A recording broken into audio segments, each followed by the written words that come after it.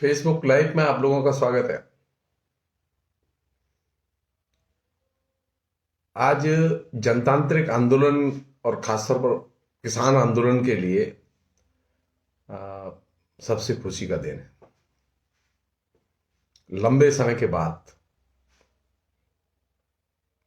नंदीग्राम आंदोलन के बाद पहली बार एक बड़ा किसान आंदोलन अपनी 3 महत्वपूर्ण जो मांग थी उनको मनवाने में सफल रहा। इसलिए किसान आंदोलन के जो आयोजक हैं, नेता हैं, वे निश्चित तौर पर, और जो लोग इस आंदोलन में लगे रहे हैं, जिन लोगों ने कुर्बानियां दी हैं, वे सभी संगठन और व्यक्ति क्रांतिकारी अभिवादन के हकदार हैं और हम उन्हें अपना क्रांतिकारी अभिवादन प्रेषित करते हैं। जो चीज लोगों को दुर्लभ लगती थी, वो चीज किसान आंदोलन ने सुलभ करके दिखा दी। लोगों को यह लगता था कि नरेंद्र मोदी जो बोलते हैं वो पलटते नहीं हैं। किसान आंदोलन ने और किसानों की संयुक्त ताकत ने ये चीज हम सब लोगों के बीच में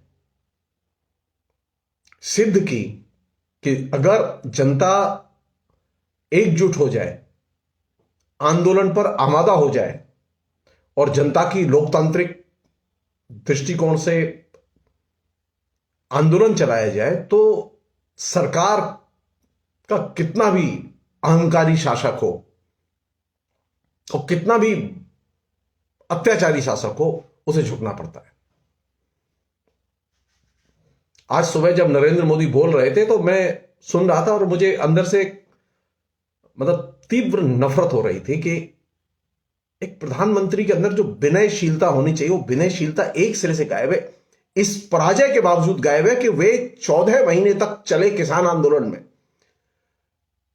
1 मिनट के लिए समय निकाल के किसानों के बीच नहीं गए। वो अपने दूत भेजते रहे, पुलिस वाले गए, मंत्री गए, प्रधानमंत्री ने कभी बात नहीं की। प्रधानमंत्री इतने अहंकारी हैं कि प्रधानमंत्रियों ने किसानों से कभी मिलने की कोशिश ही नहीं की। और वह प्रधानमंत्री जिसके पास में पूर्ण बहुमत, नरेंद्र मोदी आज जिस चीज का दावा कर रहे थे कि वे सत्य निष्ठा के साथ किसानों के हित में वे 3 बिल लाए थे, इससे बड़ा सफेद झूठ हो ही नहीं सकता। नरेंद्र मोदी ये भूल ही गए कि सत्यनिष्ठा जैसी कोई चीज उनके पूरे व्यक्तित्व में और चरित्र में नहीं है। नरेंद्र मोदी के पूरे राजनीतिक व्यक्तित्व और चरित्र की जो बुनावट है, उस बुनावट में झूठ रेशे रेशे में समाई हुई है।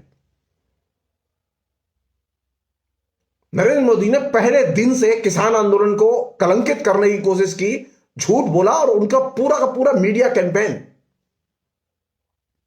किसान आंदोलन को बदनाम करने में लग गया। यहां तक कि उन्हें राष्ट्रद्रोही तक घोषित किया गया।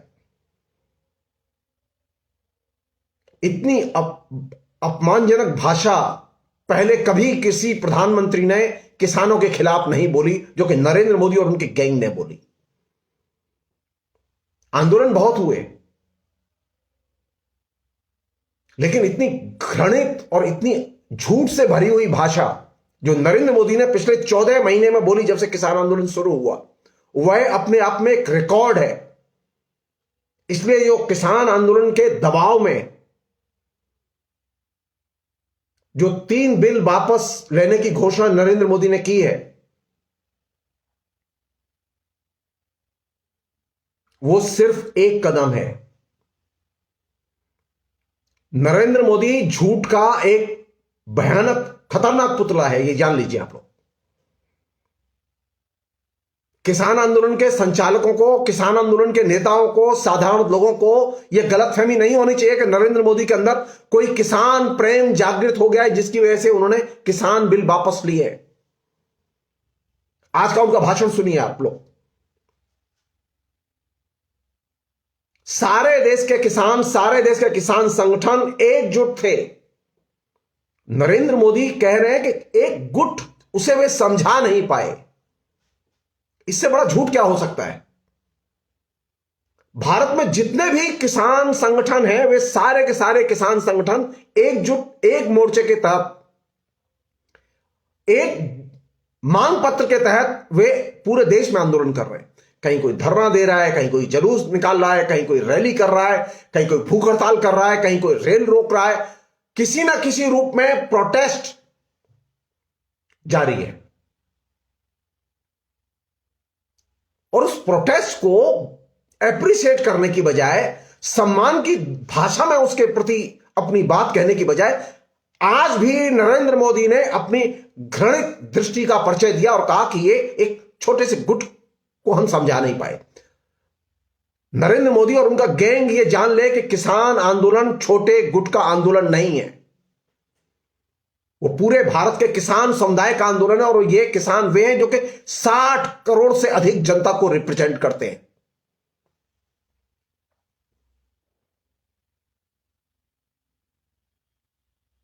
मैं पहले भी कई बार कह चुका हूं इस बात को मैं दोबारा रिपीट करना चाहता हूं कि नरेंद्र मोदी की पूरी मानसिकता किसान विरोधी और जन विरोधी है। नरेंद्र मोदी ने जितने भी आर्थिक कदम पिछले दिनों कोरोना से पहले और कोरोना के दौरान, नोटबंदी के दौरान उठाए, वे सारे के सारे उनसे किसानों का सबसे ज्यादा अहित हुआ। और आज स्थिति क्या है? आज स्थिति है कि 80 करोड़ लोग बिना खाए रहते हैं हिंदुस्तान में। सरकार का राशन मिलता है जरा सा 5 किलो महीने के लिए, एक आदमी के लिए। अब आप सोचिए, एक आदमी 5 किलो के राशन को कैसे खाएगा? आग के लिए पैसा नहीं, ईंधन के लिए पैसा नहीं, सब्जी के लिए पैसा नहीं, कहीं रोजगार नहीं। और वह नरेंद्र मोदी ये कहें कि वे किसानों के लिए सत्य निष्ठा से काम करते रहे हैं, इससे बड़ा झूठ हो ही नहीं सकता। तो मेरी पहली अपील यह है कि यह सच है कि नरेंद्र मोदी ने घोषणा की है कि 3 बिल वापस ले लिए गए, लेकिन ये 3 बिल वापस हुए हैं, नरेंद्र मोदी सत्ता से गए नहीं है। नरेंद्र मोदी, बीजेपी जब तक सत्ता में है, आप तय मान लीजिए अभी 80 करोड़ लोग भूखमरी के कगार पर पहुंचे हैं। और नरेंद्र मोदी अभी सत्ता में रहेंगे तो आप तय मान लीजिए 125 करोड़ लोग भूखमरी के कगार पर पहुंचेंगे। क्योंकि हिंदुस्तान की हिस्ट्री में यह पहला प्रधानमंत्री है जिसने डे 1 से झूठ बोला। नरेंद्र मोदी पहले प्रधानमंत्री है जिसने कि संसद की सारी मर्यादाओं को तोड़ा। किसान बिल पर संसदीय प्रवर समिति को किसान बिल सौंपे नहीं गए। संसद में विपक्ष की एक सलाह नहीं मानी गई। किसी भी किसान संगठन से सलाह मशवरा नहीं किया गया और बहुमत के बल पर, चूंकि हम चुनकर आए हैं, किसान बिल पास कर दिए गए। और दिलचस्प बात यह है कि नरेंद्र मोदी जब 2019 में इलेक्शन लड़ने के लिए मैदान में गए तो उनके इलेक्शन मैनिफेस्टो में यह 3 किसान बिल का कहीं जिक्र नहीं था।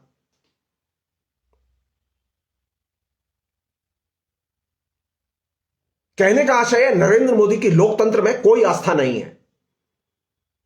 और सबसे आश्चर्य की बात जो आज हुई, नरेंद्र मोदी ने अपनी कैबिनेट की मीटिंग नहीं बुलाई, बीजेपी के एग्जीक्यूटिव की मीटिंग नहीं बुलाई, उसमें डिस्कस नहीं किया कि वो किसान बिल वापस लड़ने जा रहे हैं। इसका मतलब है नरेंद्र मोदी के लिए बीजेपी का एक दल के तौर पर, सिर्फ प्रोपेगेंडा के लिए इस्तेमाल के तौर पर, एक बैनर के तौर पर एक महत्व है।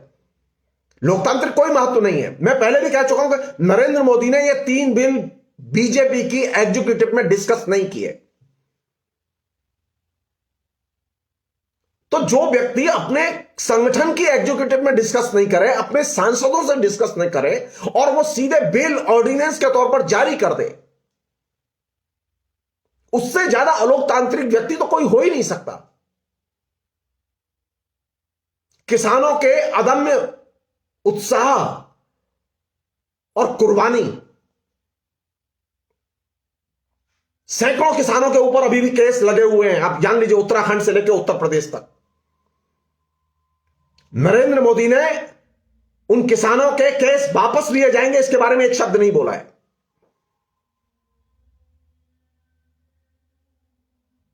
क्यों? आप जुल्म करेंगे किसानों पर, आप लाठी चार्ज करेंगे, आप गोलियां चलाएंगे, आप कुचल देंगे कार से, और आप माफी नहीं मांगेंगे।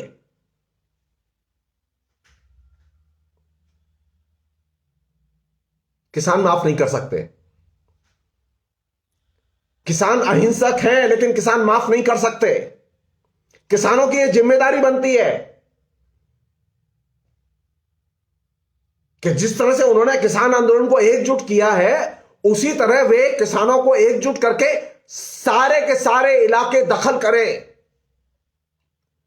और बीजेपी को गांव गांव बेदखल किया जाए। बीजेपी रहेगी तो आप तय मान लीजिए ये किसान बिल फिर वापस आएंगे। नरेंद्र मोदी और योगी रहेंगे तो ये किसान बिल फिर वापस आएंगे। यह आपकी ताकत, इलेक्शन का दबाव है। और घंटी बज चुकी थी बंगाल में। बंगाल के इलेक्शन ने जो मैसेज दिया था वो बहुत साफ था कि अब बिल कभी जीवन में नहीं आएंगे और नरेंद्र मोदी अब दोबारा लौटकर नहीं आएंगे, क्योंकि नरेंद्र मोदी ने अपनी सारी ताकत बंगाल में झोंक दी थी।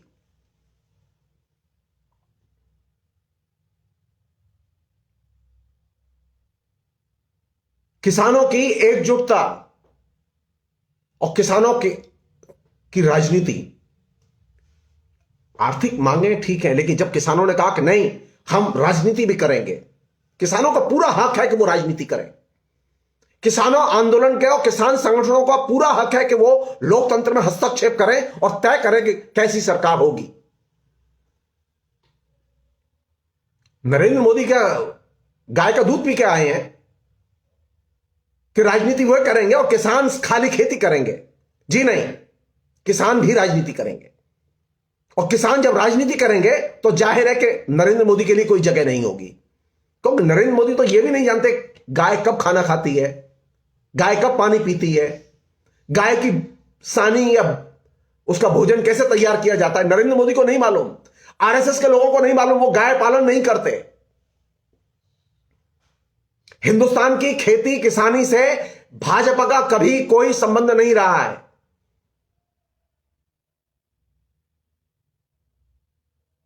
लेकिन पिछले 7 साल में नरेंद्र मोदी ने एक गिफ्ट किसानों को दी है। आज 80 करोड़ लोग भुखमरी के कगार पर हैं और सरकार उन्हें 5 किलो राशन देती है। एक आदमी 5 किलो में अपना पेट भर ले, मुश्किल से 50-60 ग्राम डेली खाए वो खाना। आप बदल के कहिए बीजेपी के सांसदों को और नरेंद्र मोदी को 50 ग्राम खाना रोज दिया जाए, वो जिंदा रह सकते हैं?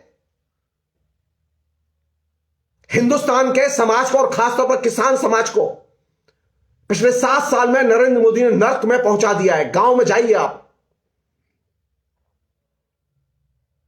आपको बदहाली के एकदम प्रत्यक्ष दर्शन होंगे। ये खाली ये बिल का मामला नहीं है, ये किसानों के अस्तित्व का और सर्वाइवल का मामला है। तो नरेंद्र मोदी के पास में इकोनॉमी को रिवाइव करने का कोई मुहावरा नहीं है, कोई नीति नहीं है, कोई दृष्टिकोण नहीं है। 80 करोड़ लोग जो बेरोजगार कर दिए गए, भुखमरी के कगार पर फेंक दिए गए, उन्हें भुखमरी से निकालने के लिए कोई नीति नहीं है। किसान बिल उस पैकेज का हिस्सा थे जिस पैकेज के तहत बड़े पैमाने पर लोगों को कंगाल बना दिया गया, हिंदुस्तान की पूरी इकोनॉमी को लूट लिया गया। हमारी कौन सी जिम्मेदारी बनती है? किसान आंदोलन की यह जिम्मेदारी बनती है किसान हिंदुस्तान की रक्षा के लिए, लोकतंत्र की रक्षा के लिए आने वाले चुनाव में सक्रिय भूमिका अदा करें।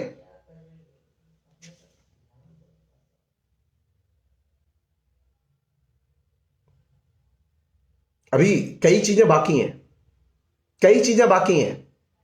नरेंद्र मोदी ने उनको लागू नहीं किया है। पराली को लेकर जो झूठे केस बनाए गए थे, जो फाइन किए गए थे, वो अभी खत्म नहीं हुए हैं। घोषणा की गई थी खाली।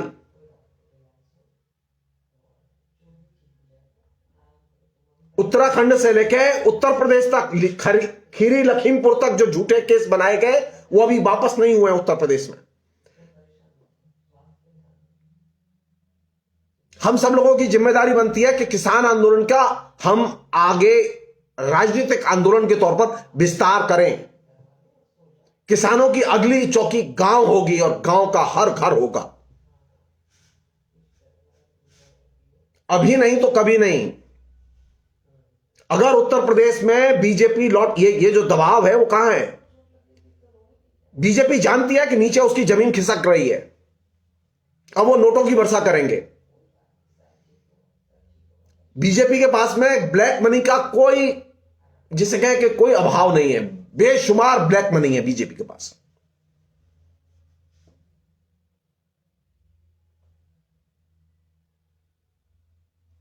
सवाल यह है कि 3 बिल वापसी के बाद, अभी 3 बिल वापसी की घोषणा हुई है, वापस नहीं हुए। सवाल यह कि संसद में बीजेपी क्या रुख लेती है। संसद में विपक्ष की नहीं मानी गई, उनका कोई सुझाव नहीं माना गया, संसदीय समितियों को एकदम कूड़े के ढेर पर फेंक दिया गया। पहले ये नियम थे, परंपरा थी कि कोई भी बिल जिस पर डिस्प्यूट हो, विवाद हो, उनको संसदीय प्रवर समिति को भेजा जाता था। वहां लोग खुल के बात करते थे और उस पर एक कंसेंसस सारे कानूनों को दिमाग में रख के बनाई जाती थी। लेकिन नरेंद्र मोदी ने सब सिस्टम बंद कर दिया। नरेंद्र मोदी ने इवन अपनी कैबिनेट को भी एक तरह से कूड़े के ढेर पर फेंक दिया। बेहतर तो यही होता कि नरेंद्र मोदी पहले कैबिनेट में डिस्कस करते कि वो विड्रॉ करने जा रहे हैं। पूछ तो सकते हैं ना। सिर्फ विशेषाधिकार, हमेशा प्रधानमंत्री के पास में विशेषाधिकार से काम करेंगे, लोकतंत्र के हिसाब से काम नहीं करेंगे। लॉकडाउन भी विशेषाधिकार के जरिए, नोटबंदी भी विशेषाधिकार के जरिए, है ना, किसान बिल भी विशेषाधिकार के जरिए, और अब वापसी भी विशेषाधिकार के जरिए। अरे लोकतंत्र विशेषाधिकार से नहीं चलता। लोकतांत्रिक संस्थाओं की मर्यादा, नियम, कायदे, कानून है जिन्हें मानना होगा। मैं सिर्फ एक उदाहरण दे रहा हूं। आप याद कीजिए 2014 में जब नरेंद्र मोदी जीतकर आए थे, संसद की सीढ़ी का स्पर्श करते हुए चढ़े थे। वो क्षण याद कीजिए। वही नरेंद्र मोदी जिस संसद की सीढ़ी का स्पर्श करते हुए चढ़े, आज वो इस स्टेज तक ले गए हैं कि अब वो संसद की बिल्डिंग जिसकी सीढ़ी का स्पर्श करके वो चढ़े थे, वो बिल्डिंग उनके लिए बेमानी हो चुकी है। अब वो नई बिल्डिंग बनाने जा रहे हैं और वो बिल्डिंग उनके लिए एकदम बेकार है। ये वो नरेंद्र मोदी है जो बोलते हैं वो करते नहीं है। इसलिए आप इस इल्यूजन में मत रहिए।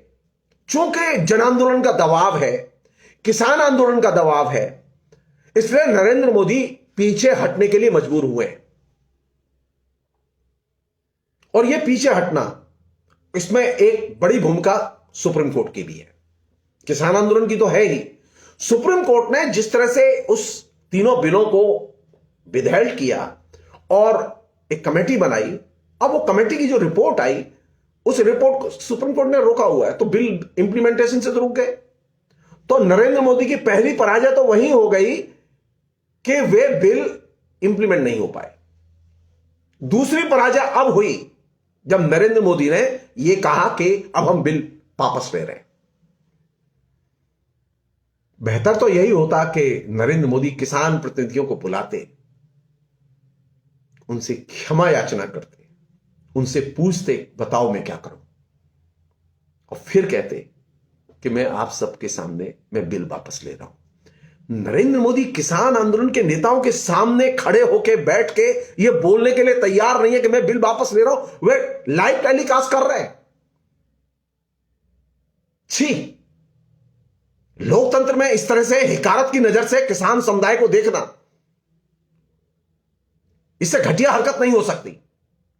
14 महीने से जो किसान आंदोलन कर रहे थे, उनके प्रतिनिधियों को बुला के बाकायदा पीएम हाउस में नरेंद्र मोदी डिस्कस करते और कहते कि अब हम वापस ले रहे हैं, और सम्मान के साथ वापस ले रहे हैं और आपसे माफी चाहते हैं। लेकिन आप तो लोकतांत्रिक एटिकेट जानते ही नहीं है, बातचीत करना नहीं जानते।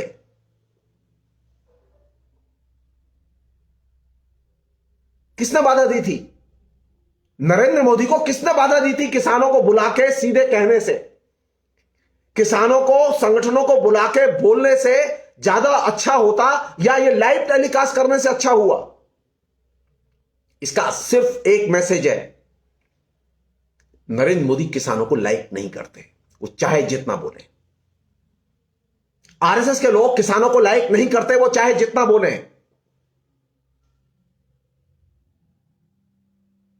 अगर बिल वापस होने थे, जैसा कि नरेंद्र मोदी ने घोषणा की थी, तो बाकायदा किसान नेताओं को बुला के बातचीत करके उनके सामने वे स्वीकार करते कि हम वापस लेने जा रहे हैं। उनके साथ मिलकर प्रेस कॉन्फ्रेंस करते कि हम वापस लेने जा रहे हैं।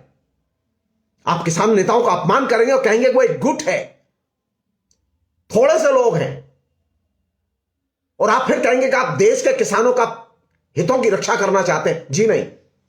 एक और उदाहरण दे रहा हूं मैं आपको। नरेंद्र मोदी की सरकार इन प्रिंसिपल मजदूरों, किसानों, छात्रों, नौजवानों के हितों के खिलाफ लगातार काम कर रही है। अगर आप याद करें, बीजेपी की उत्तर प्रदेश सरकार ने, जिसमें कि अभी इलेक्शन होने जा रहा है, जिसकी वजह से इनकी फटी पड़ी है, मजदूरों के हित के बने हुए सभी कानून 4 साल के लिए सस्पेंड कर दिए हैं।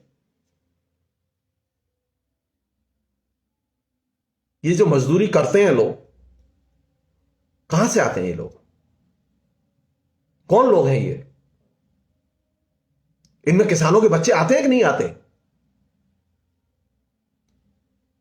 मझोले किसान जिनकी बात वो बार बार कहते हैं, उन मझोले किसानों के बच्चे आते हैं कि नहीं आते? तो किसानों के बच्चे जो कल कारखानों में काम करने जाएंगे, उनके पास में कोई मजदूरों के अधिकार नहीं होंगे, और नरेंद्र मोदी कहेंगे कि वो मजदूरों के और किसानों के पक्ष में रहते हैं, वो मझोले किसानों की रक्षा करना चाहते हैं। इससे बड़ा सफेद झूठ नहीं हो सकता। नरेंद्र मोदी ने बाकायदा सुनियोजित ढंग से, बीजेपी की सरकारों ने सुनियोजित ढंग से अपने अपने राज्यों में मजदूरों के सभी कानून कहीं 3 साल के लिए, कहीं 4 साल के लिए स्थगित कर दिए हैं। इससे सबसे अधिक नुकसान किसानों का हुआ है, क्योंकि वहां से एक बड़ी फौज बेकारों की काम करने कारखानों में जाती थी।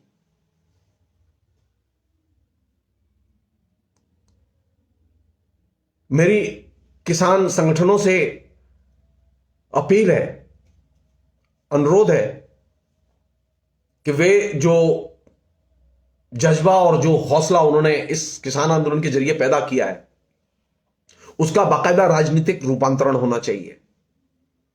किसान राजनीति करें और इलाका दखल करके राजनीति करें। अब किसानों के इलाके किसानों के हितों के रक्षा के लिए होंगे, और उनके लिए होंगे जो हर हर महादेव और अल्लाह अकबर एक साथ बोलते थे। उनके लिए नहीं होंगे जो इस्लाम के खिलाफ में जहर उगलते हों। उनके लिए नहीं होंगे वो इलाके जो मुसलमानों के खिलाफ जहर उगलते हों। मुजफ्फरनगर की पंचायत ने, जो महापंचायत ने जो कॉल दिया है, वो कॉल नीचे लागू होना चाहिए। बीजेपी के पास में कोई अस्त्र नहीं है सिवाय विभाजित करने के और ब्लैक का पैसा बांटने के। बीजेपी ने एक बिल्कुल जो तंत्र खड़ा किया है, वो सारा का सारा तंत्र दलालों और माफियाओं का तंत्र खड़ा किया है नीचे। मैं सिर्फ एक उदाहरण दे रहा हूं। दूसरा, नरेंद्र मोदी के किसान विरोधी दृष्टिकोण का, मनरेगा की योजना किसानों के बीच में पूरी तरह ठप पड़ी है। इस भयानक अभाव की स्थिति में, जहां 80 करोड़ लोग भुखमरी के कगार पर ठेल दिए गए हो, मनरेगा को एकदम दलालों के हवाले कर दिया गया है। अब मनरेगा के जरिए जो व्यक्ति काम पाता है, उसे कम से कम 150 रुपया, उससे ज्यादा भी हो सकता है, 150 रुपया कम से कम उसे दलाल को देना पड़ता है, तब उसे काम मिलता है। ये किसानों की सेवा कर रहे हैं नरेंद्र मोदी और उनके लोग? जी नहीं। नरेंद्र मोदी ने गन्ना किसानों का बकाया 7,000 करोड़ रुपया अभी तक भुगतान नहीं किया है, उनकी सरकार ने भुगतान नहीं किया है।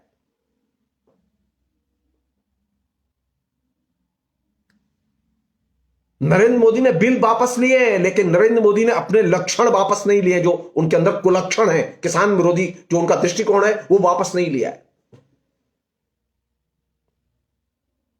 चुनौती किस बात की है? चुनौती इस बात की है कि नरेंद्र मोदी के जो किसान विरोधी कुलक्षण हैं, यूपी के मुख्यमंत्री के जो किसान विरोधी कुलक्षण हैं, उनके नेताओं के जो किसान विरोधी कुलक्षण हैं, उन कुलक्षणों को एक्सपोज किया जाना चाहिए। किसान विरोधी संस्कार है, उनको एक्सपोज किया जाना चाहिए। आप मनरेगा के नाम पर किसानों के पैसे को खा रहे हैं, किसानों में पैसा जा नहीं रहा है, मनरेगा को इंप्लीमेंट नहीं कर रहे हैं। आप कंगाल बना के ताकत अर्जित करना चाहते हैं किसानों के बीच में, वोट बैंक की राजनीति के जरिए, जाति के नाम पर लोगों को मोबिलाइज करके, धर्म के नाम पर मोबिलाइज करके। मैं फिर रिपीट करूंगा, मुजफ्फरनगर की जो महापंचायत का कॉल है, वो कॉल इन टोटो अगले इलेक्शन के दौरान लागू किया जाना चाहिए। किसान अपनी राजनीति करें। लोकतंत्र में किसानों की राजनीति का ये दौर जो किसान आंदोलन ने शुरू किया है, वो आगे जाना चाहिए। और इस दौर का पहला कदम यह होगा, किसान अपने इलाके में किसान सभाएं मजबूत करें, किसान संगठन मजबूत करें, और वे किसान संगठन लोगों को लोकतंत्र के बारे में शिक्षित करें।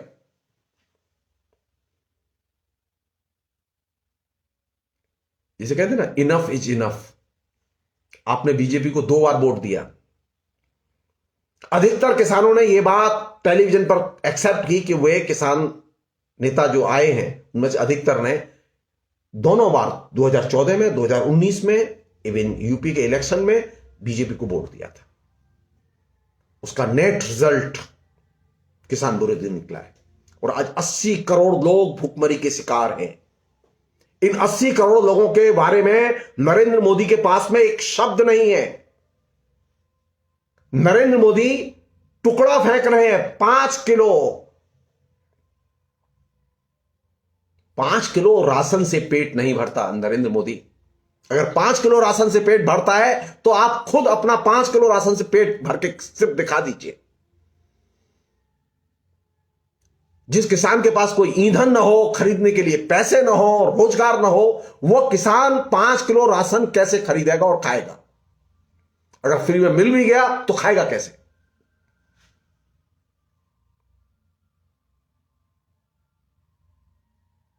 तो नरेंद्र मोदी की घोषणा पर किसी इल्यूजन में आने की जरूरत नहीं है। नरेंद्र मोदी जो बोलते हैं वो करते नहीं हैं। अभी उनकी मुश्किल क्या है कि उनको चुनाव लड़ना है, और इस समय उनके सामने समस्या यह है कि किसानों ने कॉल दिया हुआ है कि हम बीजेपी के नेताओं को मीटिंग नहीं करने देंगे, हम गांव में घुसने नहीं देंगे। और नहीं घुस नहीं पा रहे। जहां किसान संगठित हो चुके हैं, जहां किसान एकदम आंदोलित हैं, वहां बीजेपी के नेता कोई एक्टिविटीज नहीं कर पा रहे। मेरा मानना यह है कि यह फिनोमिना, इलाके दखल का जो फिनोमिना जो किसान आंदोलन ने विकसित किया है, यह लोकतांत्रिक फिनोमिना है और इसका इस्तेमाल किया जाना चाहिए, जम के इस्तेमाल किया जाना चाहिए। किसानों को एकजुट किया जाना चाहिए कि लोकतंत्र उनके लिए क्यों जरूरी है और बीजेपी उनके लिए क्यों गैर जरूरी है। बीजेपी सिर्फ सांप्रदायिक पार्टी ही नहीं है, बीजेपी घनघोर किसान विरोधी पार्टी है। यह बात घर घर पहुंचनी चाहिए।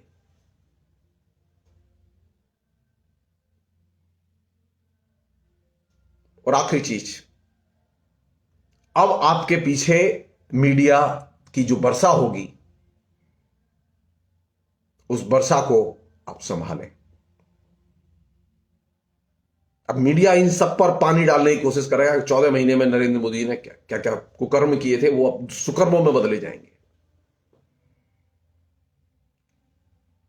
तो किसानों में निरंतर प्रचार अभियान, उनके इलाके वाइज संगठन और उनकी सक्रियता ये बनी रहनी चाहिए। अब यह किसान आंदोलन लोकतंत्र की रक्षा का आंदोलन है। ये सिर्फ 3 बिल तक आंदोलन नहीं था। 3 बिल का आंदोलन जब किसान विधानसभा के चुनाव में कूद गए और वे बंगाल तक गए, तो साफ मैसेज था कि अब किसान जो है वो चुप नहीं बैठेंगे, किसान भी राजनीति करेंगे। किसानों का भी एक राजनीतिक पक्ष होगा जिसे वो जनता के बीच में ले जाएंगे, और ये फिनोमिना आगे कंटिन्यू रहना चाहिए।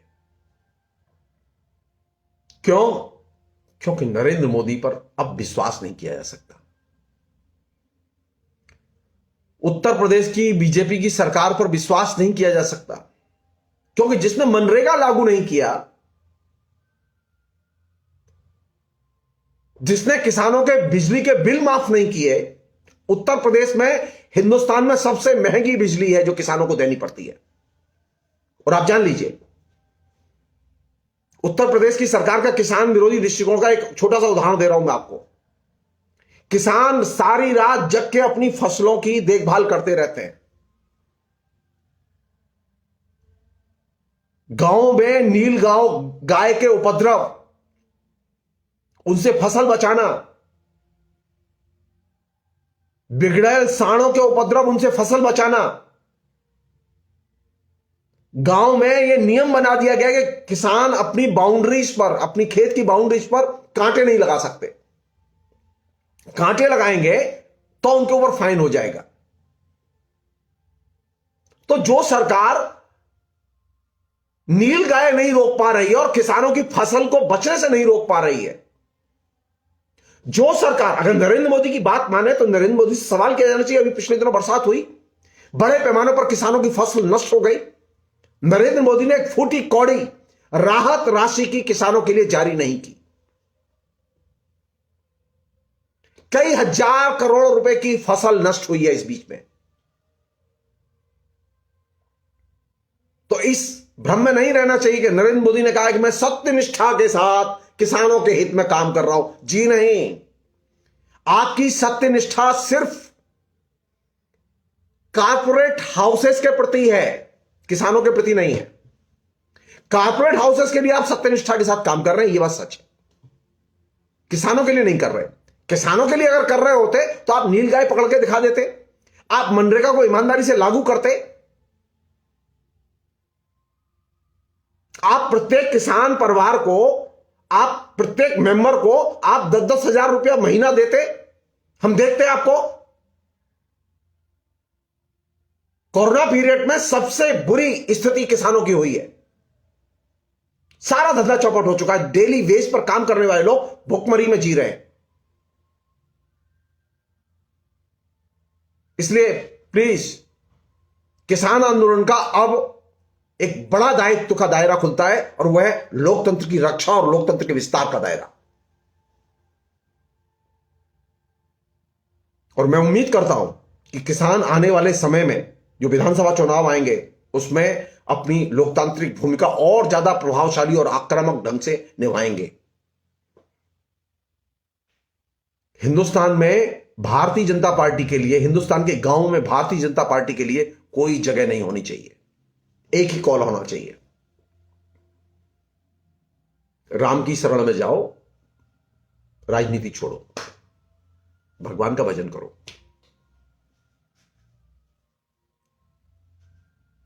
अंबानी की नौकरी करो, अदानी की नौकरी करो, राजनीति छोड़ो। जो किसानों के साथ नहीं, 700 से अधिक किसान मर चुके हैं। नरेंद्र मोदी की कैबिनेट का एक भी व्यक्ति किसी भी किसान के घर दुख व्यक्त करने नहीं गया। नरेंद्र मोदी स्वयं नहीं गए, उन्होंने एक शब्द नहीं बोला निंदा का, कि दुख का। शर्मनाक है ये कि 700 से अधिक किसान मर जाएं और आप कि इतनी बड़ी फौज आपके पास में, इतना बड़ा अमला आपके पास में, और आप किसी के यहां जाके दुख व्यक्त न करें। इतने हृदयहीन हो जाएगा आप। अरे मत करो पैसे की मदद, जाके दुख व्यक्त को करो कि आप दिल्ली के बॉर्डर पर धरना देते देते मर गए। नरेंद्र मोदी के घर से दिल्ली का बॉर्डर मुश्किल से 25 किलोमीटर दूर है, लेकिन नरेंद्र मोदी के पास समय नहीं है। नरेंद्र मोदी के पास समय है राम मंदिर के शिलान्यास के लिए जाने के लिए, नरेंद्र मोदी के पास समय है सोमनाथ मंदिर पर जाने के लिए, लेकिन किसान मर जाए तो उसके घर दुख व्यक्त करने के लिए नरेंद्र मोदी के पास समय नहीं है। तो नरेंद्र मोदी की प्राथमिकता में कौन चीज आती है? किसान नहीं आते, किसान नहीं आते। नरेंद्र मोदी की टॉप प्राथमिकताएं, उसमें किसान शामिल नहीं है। नरेंद्र मोदी ने पिछले 7 साल में किसानों के अंदर कंगाली और पामाली का तेजी से विस्तार किया और आज 80 करोड़ ऑफिशियल लोग हैं, बल्कि संख्या इससे ज्यादा है, जो भयानक गरीबी में जी रहे हैं। नरेंद्र मोदी ने जब सरकार संभाली थी तो मुश्किल से 20-30 करोड़ के बीच में लोग थे, और आज स्थिति है कि आपने एकदम उछाल मारा है। नरेंद्र मोदी ने 5 ट्रिलियन की इकोनॉमी में ले जाने की बात करने वाला व्यक्ति अचानक 80 करोड़ लोगों को कंगाली के कगार पर ले गया। सावधान रहिए, नरेंद्र मोदी जो कुछ बोलते हैं झूठ बोलते हैं, झूठ के अलावा कुछ नहीं बोलते, और उसका एक ही उत्तर है। नरेंद्र मोदी और बीजेपी के लिए लोकतंत्र में और लोकतांत्रिक चुनाव में आप सब एकजुट होकर शिकस्त दें, सक्रिय रूप से राजनीति करें और शिकस्त दें, और कोई विकल्प नहीं है इसका। आप देखिए कि किसान, मैंने कहा था किसान आंदोलन अगर मजबूती से खड़ा रहता है तो न्यायपालिका का भी रवैया बदलेगा। न्यायपालिका के ऊपर भी दबाव है, न्यायपालिका जज भी ताकत महसूस कर रहे हैं। आप थोड़ा सा और अड़ जाएंगे तो ये मिडिल क्लास के लोग भी ताकत महसूस करेंगे, और भारत में किसानों की ताकत की अनुभूति का एक नया संचार होगा। फिलहाल इतना ही, बहुत बहुत शुक्रिया, थैंक यू।